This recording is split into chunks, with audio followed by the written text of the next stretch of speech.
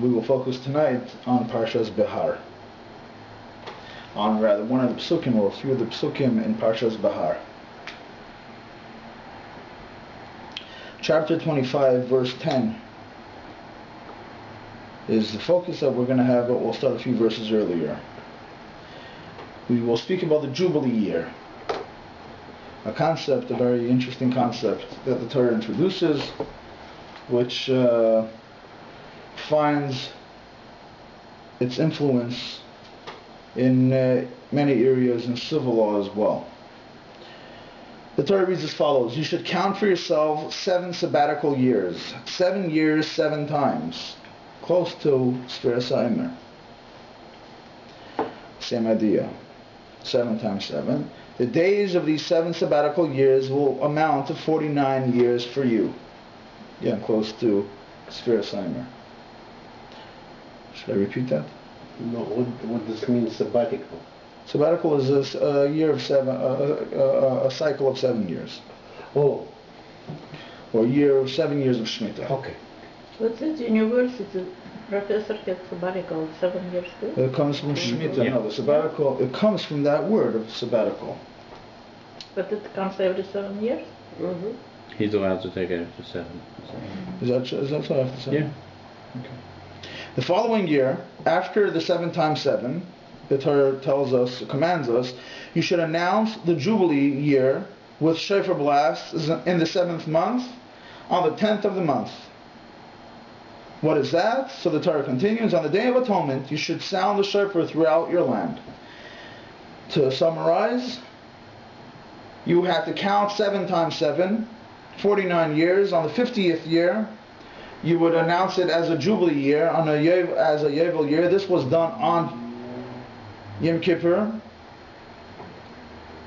So this became a Jubilee year, and what happened then? The Pasuk continues, the Torah continues. The court should sanctify the entire period of the 50th year and proclaim freedom throughout the land for all the Hebrew slaves who live in it. It will be called a Jubilee year for you.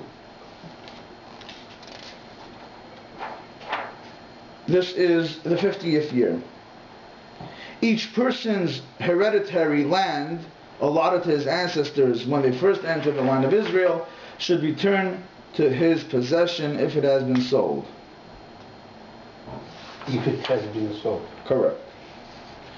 So your grandfather, your great-great-grandfather many years back was given a piece of property, piece of land of Eretz Yisrael when you came into Eretz Yisrael. When they came into Eretz Yisrael, and this was passed on to you, and for some reason you sold it, when it came to the 50th year, it was returned to you. This is a Jubilee year. The pasuk continues, the 50th year will be a Jubilee for you, but it may not extend into further into the next year.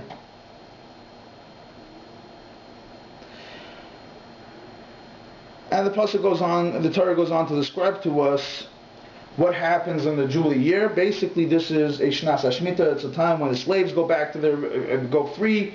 Everything goes free. Somehow this is also, slaves go free, land goes free, goes back to its original owners. It's like the reset button. Everything goes back to its original state. Somehow the Torah connects the Jubilee year with the Shemitah year, with the Sabbatical year. What is the Shemitah year? We are familiar. There are laws in the Torah describing and commanding us of how one should behave in the 7th year, which is still practiced today. We know with regards to the fruits of Eretz Yisrael that we have to be careful what we eat. On the Sabbatical year, that there are restrictions because one is not allowed to work the land on the 7th year. Somewhat of an annual Shabbos, or a Shabbos that comes once in 7 years for the entire year. So there's an element of Shemitah. So the sabbatical, as was mentioned before, is the idea once in 7 years we have a year of freedom where the land goes free, no one works the land, there's a vacation, the earth is given its vacation, and then 7 times 7, the 50th year, is another year of freedom. Everything goes back to its original owner. There's somewhat, the Torah somehow seems to connect them. In the psukim, We also see that in idea, they are somewhat similar to each other. In both the Shemitah year and in the Jubilee year, there's somewhat of a going back to to its original source, to its original place. We don't really tamper with the land during both of these years. The Mefarshim that discuss the Shemitah year and the Jubilee year, amongst them the Rambam and the Moreh Nevuchim and the Guard for the Perplexed, explains that this is a commandment that is understood to keep the land safe, to keep the land pure, to keep the land the way it's supposed to run, that it should run properly, it should run the way it's supposed to, that people should not overtake the way the land runs. Right? He is criticized for this opinion, the Rambam is criticized for this opinion, to say that a mitzvah is so simplistic, just that the land should run properly, so to speak, tikkun olam. That's why Hashem gives us this mitzvah. That doesn't really make sense. And other Mefarshim explain it in their own style. I want to focus on a different area of these two commandments. These seem to be something that we would all like. Yovel, the Jubilee, is something that we're all interested in. Vacation, a little bit more often than once in 50 years. But it's something that sounds appealing to us, that everything goes back to its original state. I want to focus a little bit on a Gemara that discusses this area of halacha, of Jewish law. Says the Gemara, based on this pasuk, and is also quoted in Maimonides, that we have very interesting wording in this pasuk. V'kedashtem es shnas hachamishim shana, you should sanctify the period of the 50th year, ukrosam drar ba'aretz, and proclaim freedom throughout the land, l'chol yeshveha, for all who live on it. Says the Gemara, Bizman shekol yeshveha, when do we proclaim the 50th year? As the Jubilee year, when all the inhabitants are living on the land. When all the Jewish people are living in Eretz Yisrael, that's when we proclaim the 50th year as the Jubilee year. However, if there's part of Klal Yisrael that is not in Eretz Yisrael, the Jubilee year is not announced. Yeah. And this is a very interesting halacha. And therefore we see that even in the times of the first Beis HaMikdash, when part of Klal Yisrael was not in Eretz Yisrael, Jubilee year was cancelled. No longer did they celebrate the Jubilee year the way the Torah commands us to. During First Temple? Yep. Yet, the Gemara says that even the second Beis HaMikdash, when definitely not all of Klal Yisrael was in Eretz Yisrael, the Jubilee year was still announced. So one second, what's going on over here? On one hand, we say that everybody has to live in Eretz Yisrael in order for the Jubilee year to be enacted. On the other hand, we say that even during the times of the second Beis HaMikdash, the Jubilee year was enacted. So the Gemara goes on to explain that really it did not take on the weight and the seriousness of the original biblical Jubilee year, Shnas HaYovel.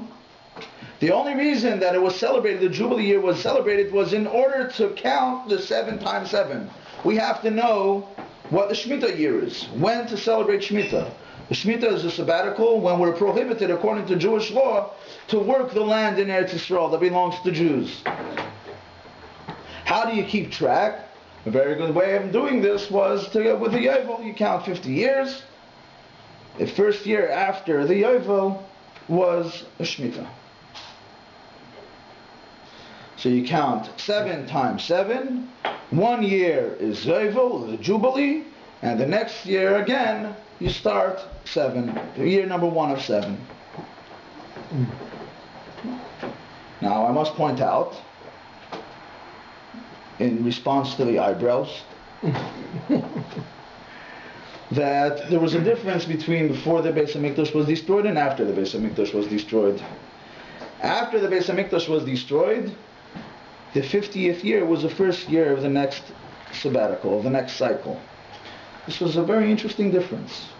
So during the times of the first and second Beis HaMikdash, you count 7 times 7, so you had the 49th year was the Shemitah year, the 50th year was the Yovel year. The next year after that, year 51, was the first year of the next cycle of Shemitah. That's how it was during the time of the Beis HaMikdash. After the Beis HaMikdash, excuse me,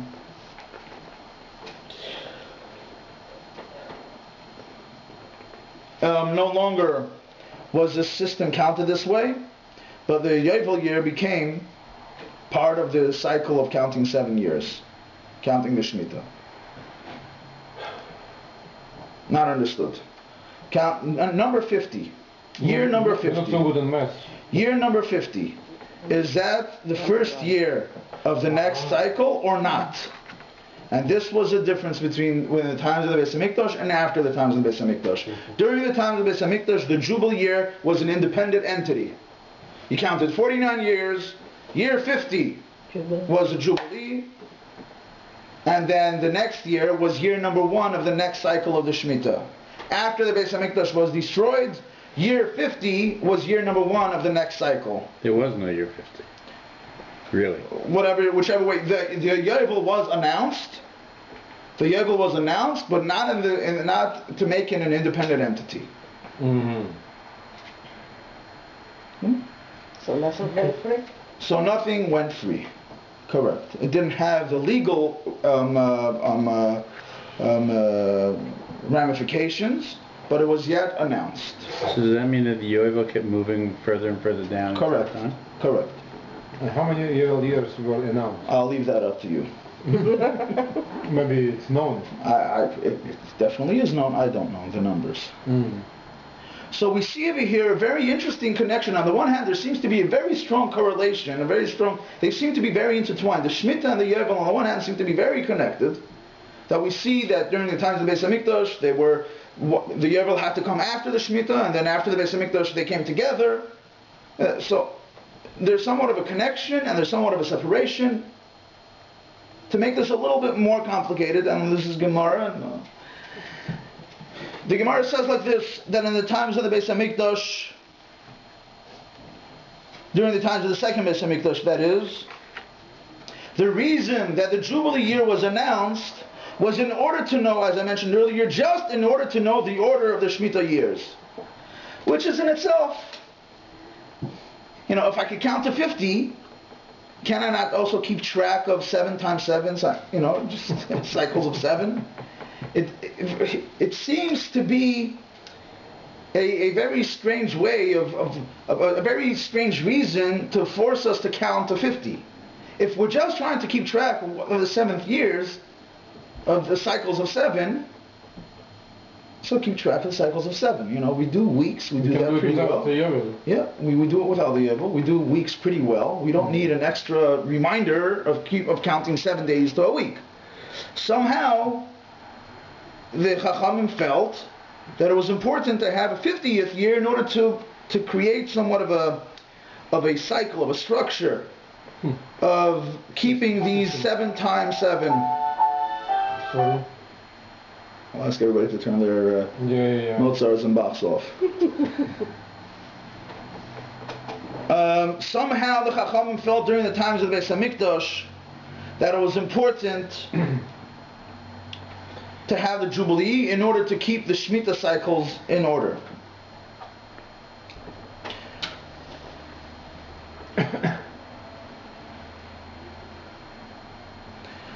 Asks one of the commentators a question. 1 second.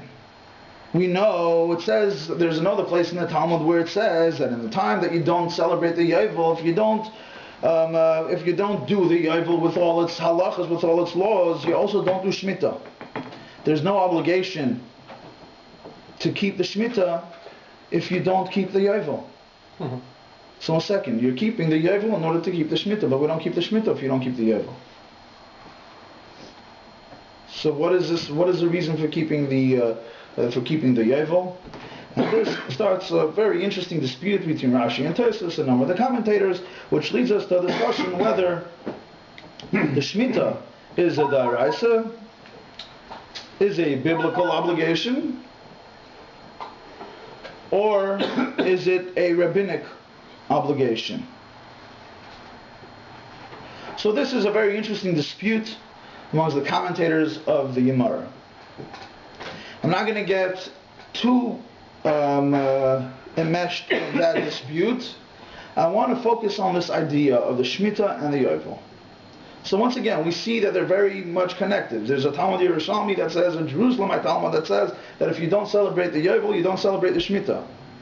They seem to be very, very much connected. So what is this all about? And more than anything else, how do we apply this to our day and age? How do we apply this to our personal lives? Which is the most important thing.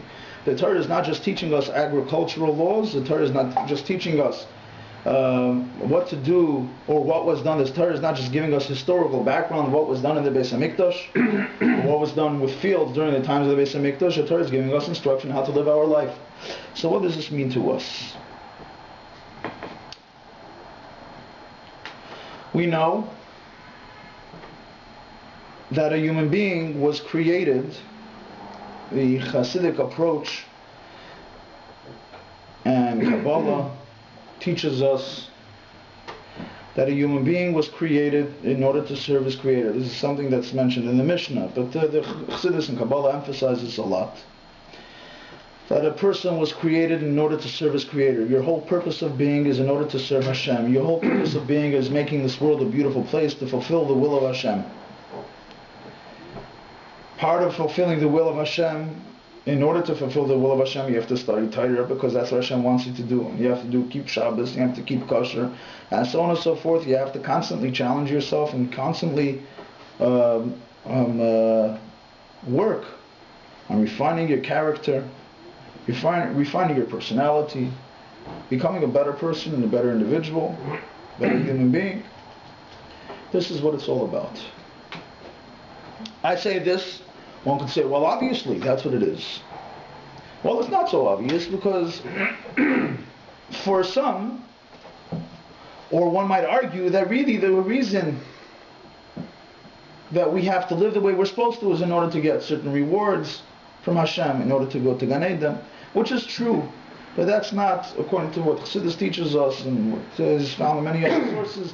That is not the reason for a person's being. We were not created in order to get rewards.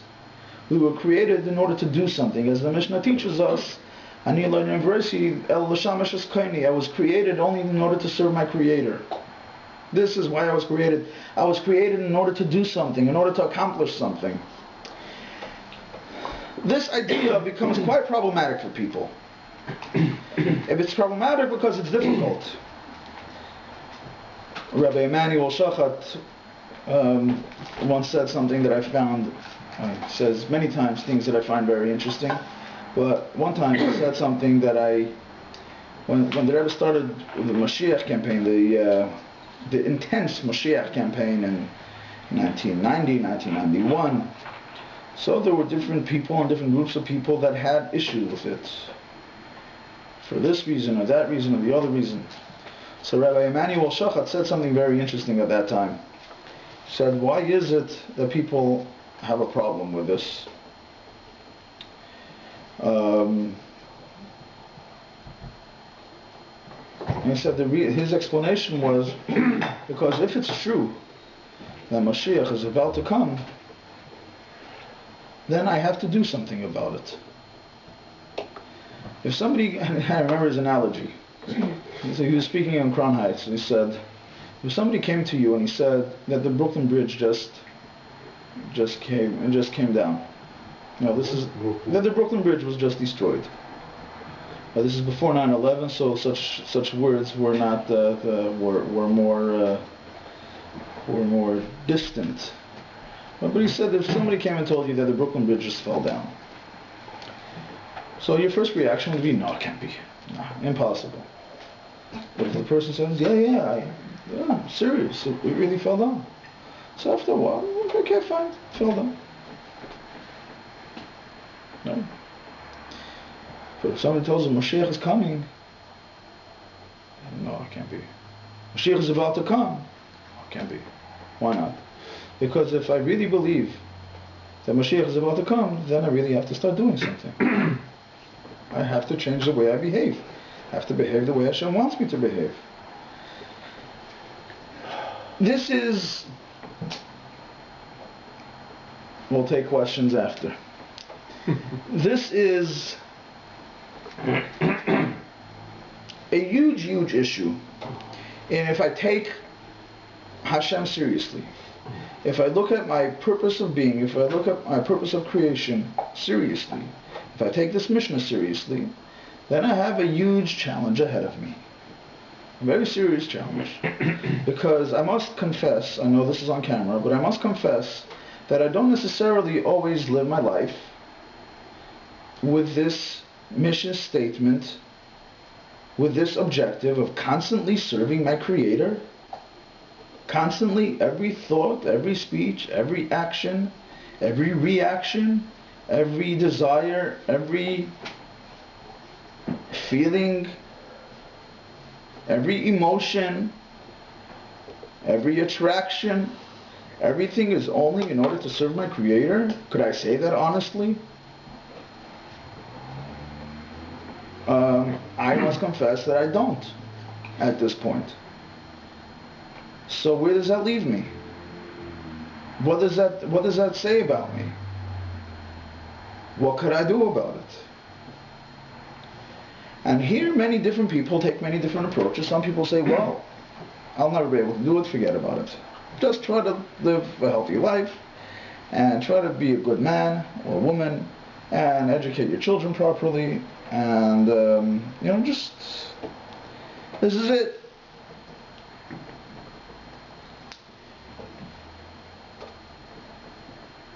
This is a huge issue that Chassidus discusses at length. How to deal with this. What to do about it. What one could do in order to live life the way Hashem intended.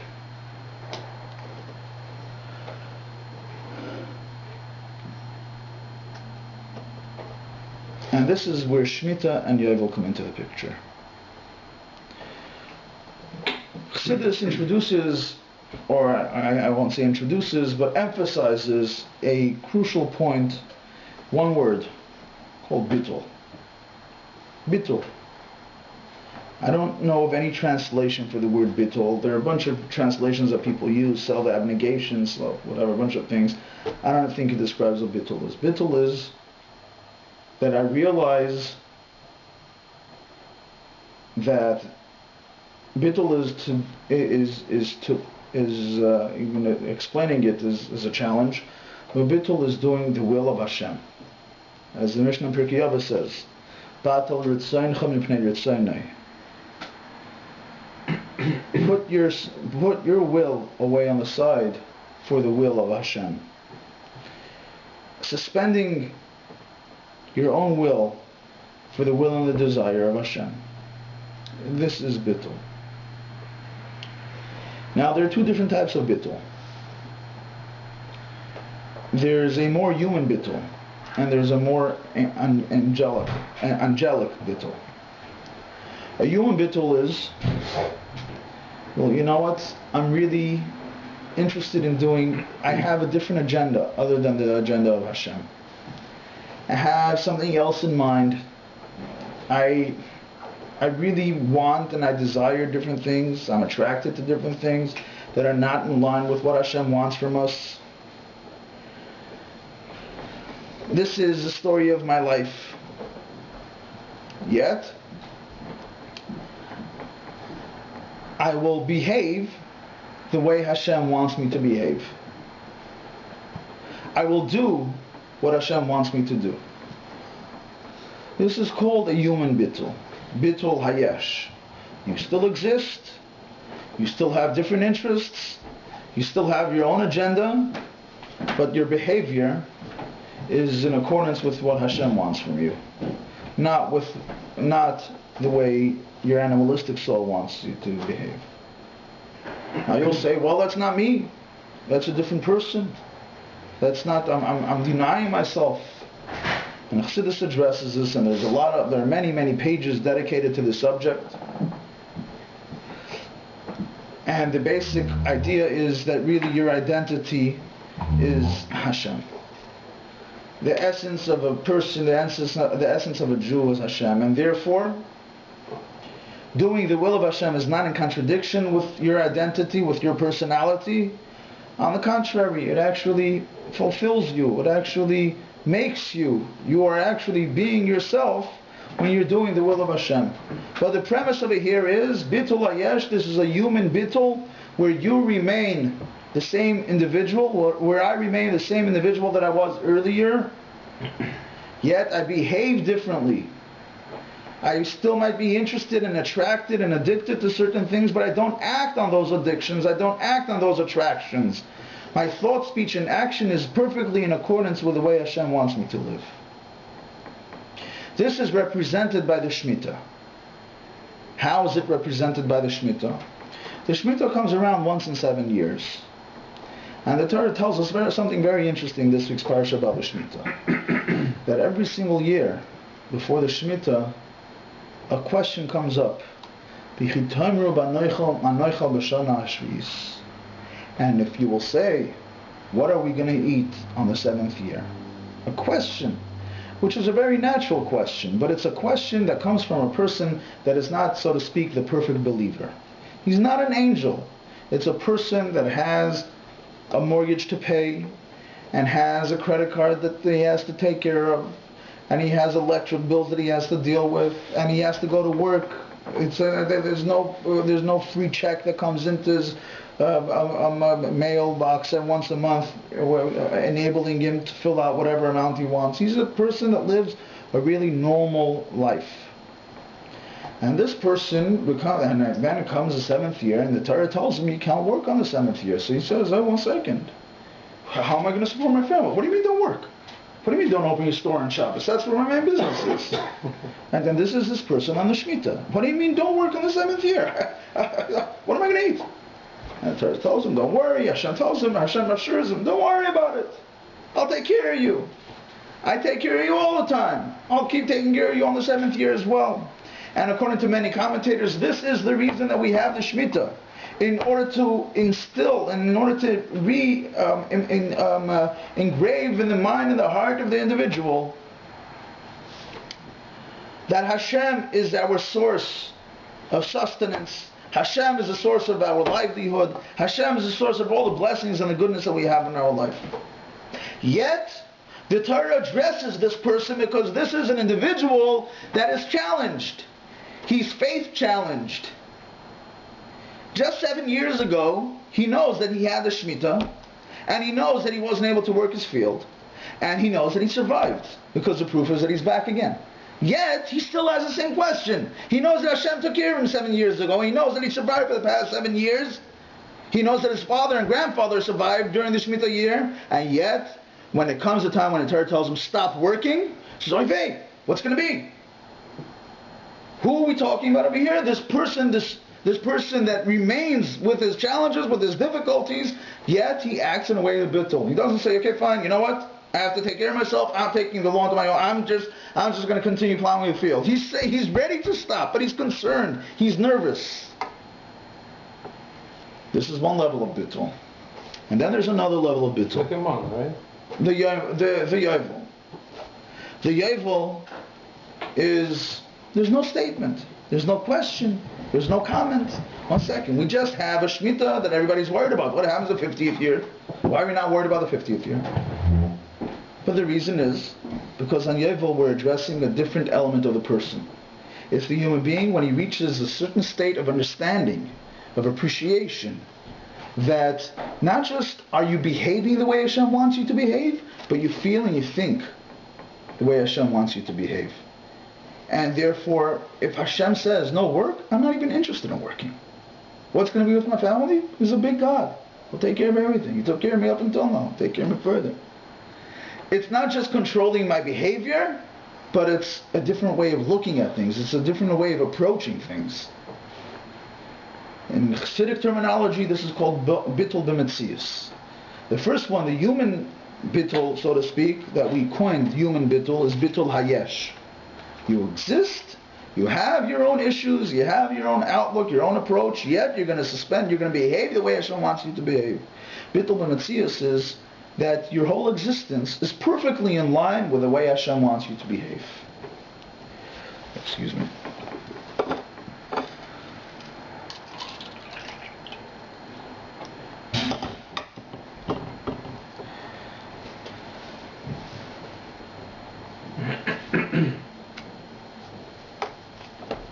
And this explains the connection and the different levels and the different stages of the development of the Yovel. In the times of the first Beis HaMikdash, the revelation of godliness was very, very deep, very profound. Any person that went to the Beis HaMikdash was able to see and experience godliness on the highest level, in the most intense way. And therefore, the bittul b'metzius that was caused about, this complete bittul that was caused about and brought about by this revelation of godliness by the Yovel, also expressed itself in the Shemitah. And therefore the Shemitah came only after the Yovel. It came only after this revelation. One understood and appreciated God and godliness, and therefore the Shemitah was also, the behavior of the person was also in such a way. Because once you understand and appreciate something, your connection to that thing practically becomes much deeper. We see this in our day-to-day life. If you understand the makings and you understand the reasoning behind any particular law, your behavior in accordance with that law changes. You appreciate the importance of doing that. If you don't understand it, you don't appreciate it, so then you might force yourself to behave that way, but you're not really there completely. You're not really doing it wholeheartedly. You're not really doing it properly. So this was in the times of the first Beis HaMikdash. The Yovel very much influenced and affected the Shemitah. The Shemitah came after the Yovel. In the times of the second Beis HaMikdash, this revelation was not as profound, was not as widespread, was not appreciated and felt as much. And therefore, it expressed itself in the Shemitah as well. Yes, we do the Shemitah, we do the Yovel, but the only reason we do the Yovel is in order to know when to count the Shemitah. Because we understand, we have somewhat of an understanding of godliness, and this affects our day-to-day behavior. After the destruction of the Beis HaMikdash, or the second Beis HaMikdash, this entire idea of understanding and appreciating the will and the wisdom of Hashem properly, in a way that it should shape our feelings, shape our approach, shape our desires, temptations, that does not exist anymore. And therefore the halacha is that after the Beis HaMikdash was destroyed, the Yovel has nothing to do with the Shemitah. They were completely separated. This is very much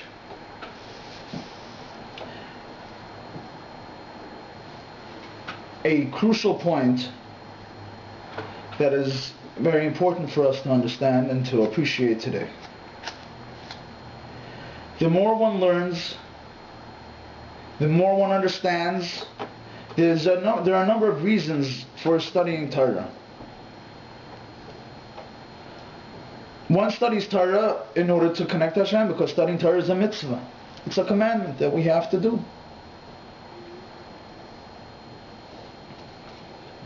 One also studies Torah in order to know how to behave, because if you don't know the laws of Shabbos, you don't know how to keep Shabbos. But then there's another point also of studying Torah, of connecting your mind with, so to speak, the mind of Hashem. in connecting your wisdom with the wisdom of Hashem.